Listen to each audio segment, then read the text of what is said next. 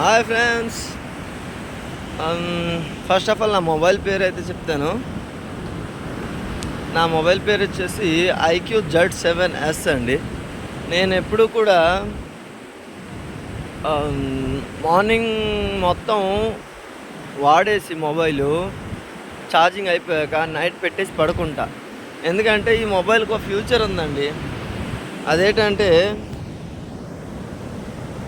100% charging అయిపోయిన తర్వాత ఆటోమేటిక్గా డిస్కనెక్ట్ అయిపోద్ది ఛార్జర్ అనేది. సో మార్కెట్లో ఇదే అని కాదు, ఇలాంటి మొబైల్స్ చాలా ఉన్నాయి. కొత్త మొబైల్ తీసుకునేటప్పుడు